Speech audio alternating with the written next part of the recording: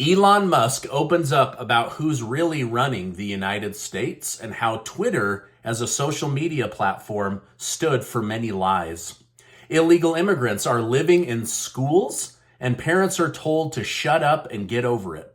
The John Durham report shows how a massive collusion was carried out to unseat a sitting president, President Donald Trump, and how Biden thinks that white supremacy is the biggest threat to the United States. Thank you so much for liking and sharing these videos. It really helps me out, so thank you so much. Also, at the end of this video, I'll tell you about a $10,000 cash giveaway. Now, just a heads up, there's a lot of news today, so stick with me to the very end, and we will get through this as quickly as we can.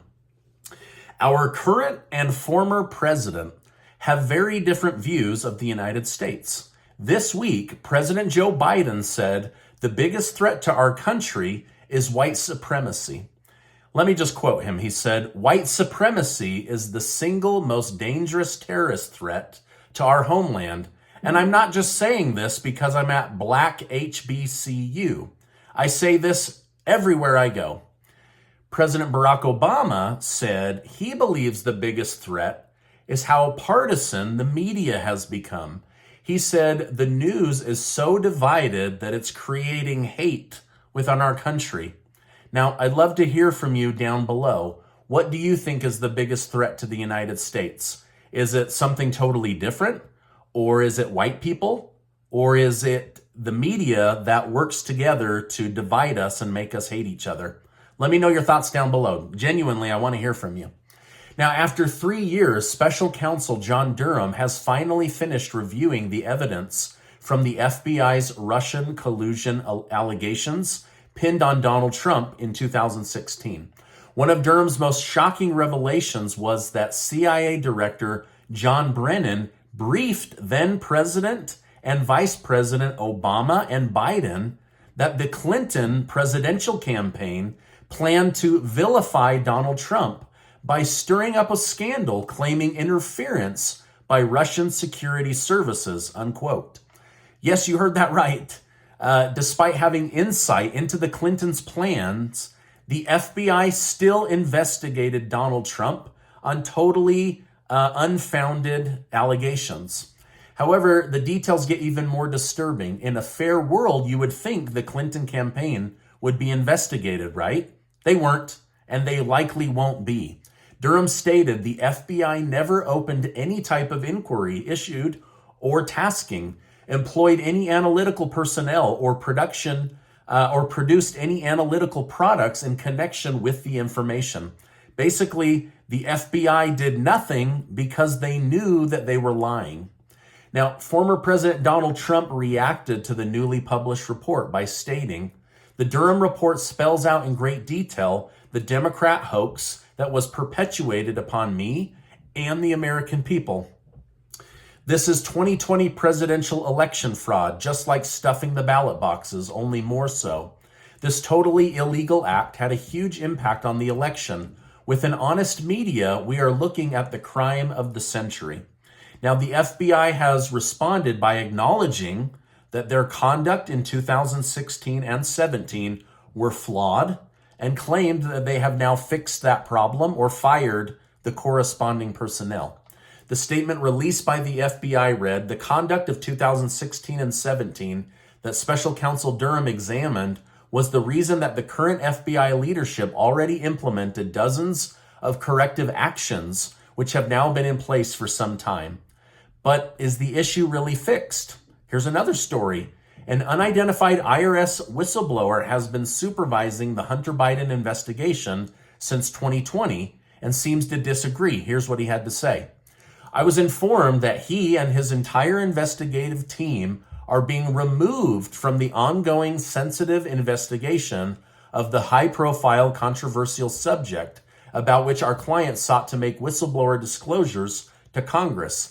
He was informed the change was at the request of the Department of Justice."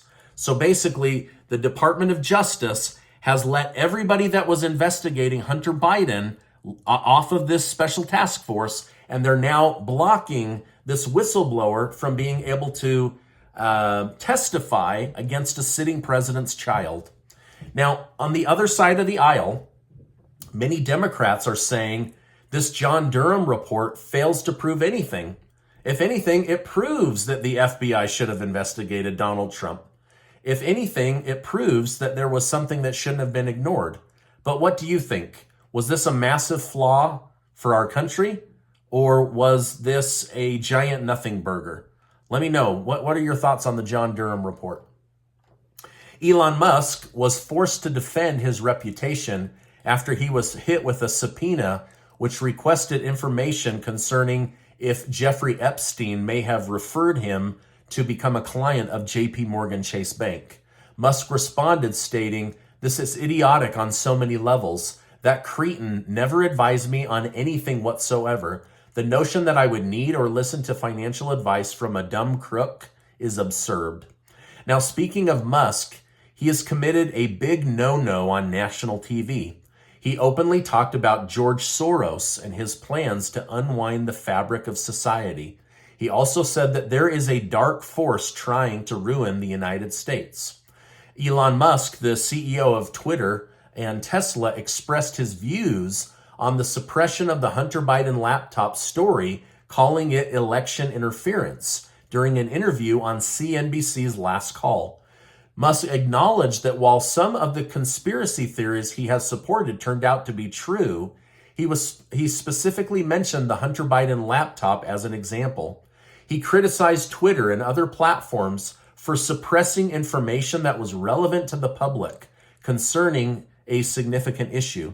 The conversation then shifted to Musk's choice of engaging in controversial topics, such as his recent tweets about George Soros. Musk defended his action by asserting that he has the right to do what he wants. Now, the host of the CNBC show said, "Why are you willing to openly talk about these topics? Aren't you the CEO of a car company and you should just be selling cars?" And Musk said, "This is freedom of speech. I can talk about whatever I want." The head of the Fed Bank of Atlanta said in an interview today that he does not expect to lower interest rates until 2024 or 2025. He said even if the United States heads into a recession, which it looks like we will, he will suggest that they don't lower interest rates. He wants to keep interest rates high. The major stock indexes were green today on hopes that Congress would iron out the debt ceiling situation. They didn't. Gold was down slightly and Bitcoin was up 1.4%. Now, a few days ago, I released a video documenting new insight into the JFK assassination.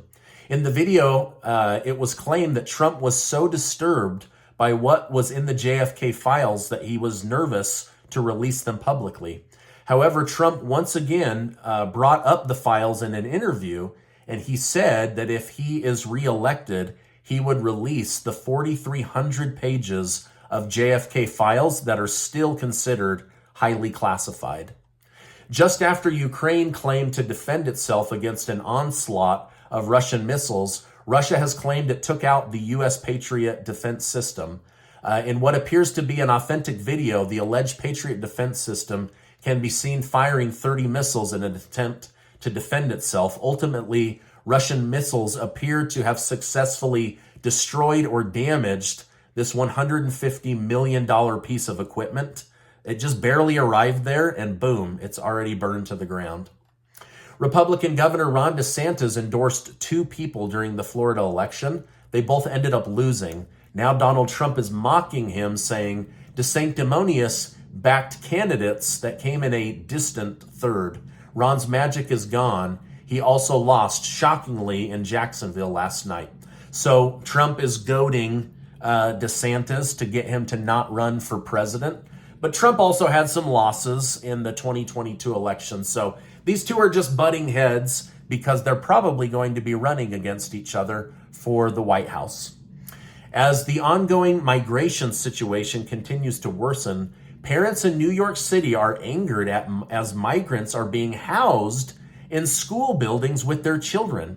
Mayor Eric Adams seemed to side with residents, claiming, "We have been a sanctuary city for over 40 years. And when you think about it, the law that was put in place, or the agreement that was put in place, no one anticipated 4,200 people coming to the city in just 1 week."